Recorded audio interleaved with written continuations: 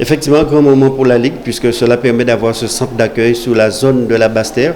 C'était déjà le cas pour Pointe-à-Pitre, mais ici, la Ligue pourra accueillir, secourir, accompagner les parents, les personnes atteintes par cette maladie. Nous, c'est sans aucune hésitation que nous avons mis à disposition cet espace dans le cadre du jardin botanique. Et au-delà, nous allons poursuivre notre accompagnement, puisqu'il faut saluer le travail que fait la Ligue contre le cancer, d'autant plus que nous savons que c'est une maladie qui touche beaucoup de familles en Guadeloupe. Nous sommes tous concernés de loin, un parent, un ami, un voisin qui est atteint par le cancer. Et surtout, profiter pour mettre l'accent sur le dépistage. On sait très bien que c'est le dépistage qui permet de pouvoir détecter la maladie et sans doute prodiguer les soins dans les délais plus rapides et peut-être éviter l'issue fatale. Donc nous allons accompagner la Ligue. Aujourd'hui, c'est la mise à disposition donc, de cet espace d'accueil, mais nous allons pouvoir le faire sous d'autres formes également. Oui, effectivement, dans mon discours, j'ai eu l'occasion de dire que cela concerne chaque Guadeloupéen. Et souvent, il y a des règles qui ne sont pas tout à fait adaptées pour nous, parce que je prends le cas pour le cancer du sein, où le dépistage obligatoire conseillé par les organismes, c'est 50 ans, et nous avons beaucoup de cas de cancer qui se produisent avant les 50 ans. Donc, d'où cette nécessité d'amplifier encore le dépistage et de faire bousculer les règles.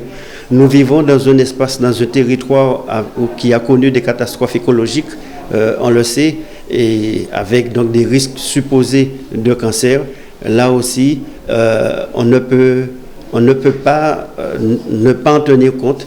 Et dans notre quotidien, dans le rapport avec la famille, nous devrions avoir un rapport particulier avec cette maladie. Le département, c'est la collectivité de toutes les solidarités, telles que nous le faisons sur l'handicap. Actuellement, c'est la semaine des aînés. Et aujourd'hui, c'est le début de l'Octobre Rose, qui est la lutte contre le cancer. Donc, il est tout à fait normal que nous soyons sur ces différents fronts, que nous accompagnions celles et ceux qui prennent des initiatives, que nous accompagnions les associations.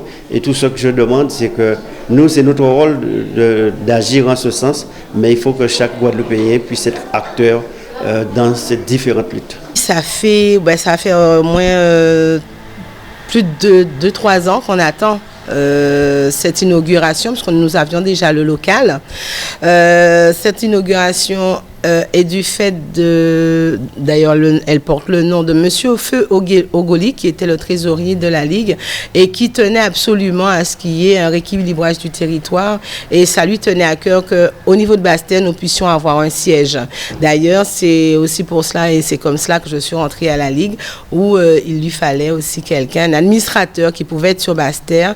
Et c'est vrai que cette inauguration aujourd'hui, je peux vous dire que il y a eu beaucoup d'émotions. Nous avions son épouse avec nous et nous avons atteint un but.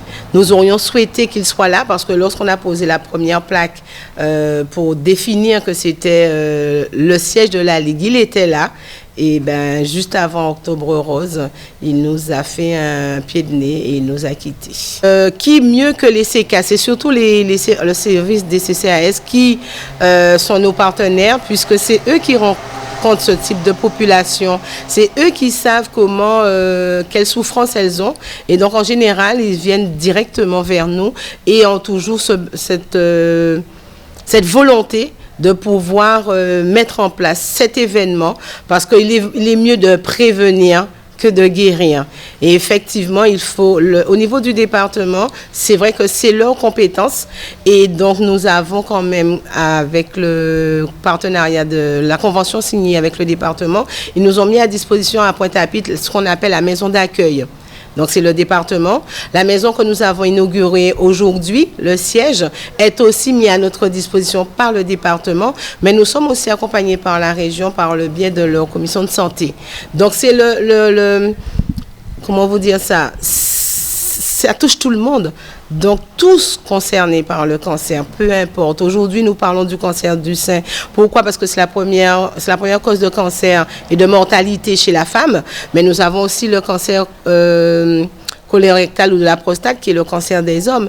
Donc, effectivement, nous avons 2 grosses manifestations, mais nous souhaitons pouvoir, avec la nouvelle équipe et notre nouvelle présidente, Madame Marianne Pépin-Thérèse, de pouvoir organiser sur toute l'année des petites manifestations. Parce que les malades, une maladie, c'est tous les jours.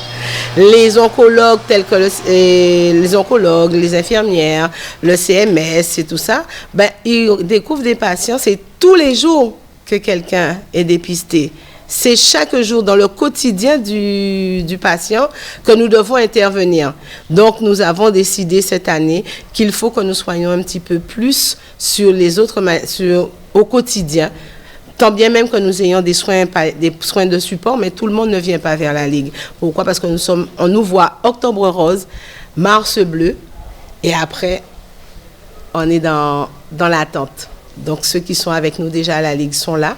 On les aide avec nos soins de support. Donc, je vais profiter de News Antilles pour faire appel aux dons. Il faut que vous sachiez, chère population, que lorsque vous faites des dons, vos dons nous permettent à nous, la Ligue, d'accueillir ces femmes et ces hommes malades et de leur offrir des soins de support, art-thérapie, surtout le soutien psychologique de nos psychologues cliniciens. Et c'est par vos dons que eux qui sont membres chez nous ont accès à ces soins support de manière gratuite, et par vos dons, nous pouvons payer les intervenants. Donc, nous devons tous se sentir concernés par ce fléau, par cette maladie qui est vraiment, aujourd'hui, touche encore trop de femmes. Aujourd'hui, j'ai perdu 2 amis, et encore une fois, il faut que nous puissions être solidaires. Mais mesdames, quand vous recevez le document de la CRCDC, je vous demande de grâce de ne pas le mettre à côté. N'ayez pas peur. Plus on va détecter cette maladie chez vous, le plus tôt que ça sera détecté, vous pouvez guérir. Puisque une femme sur 10 sera atteinte de cancer, mais 8 femmes sur 10 est guérie du cancer du moment qu'on l'a pris suffisamment tôt. Et j'aime à dire que je suis l'exemple même de cette prise très tôt de ma maladie, qui pourtant était d'un stade très avancé, mais j'ai suivi tout ce qu'on m'a dit, je n'ai pas réfléchi, j'ai foncé parce que j'avais un leitmotiv, j'avais 3 enfants en bas âge.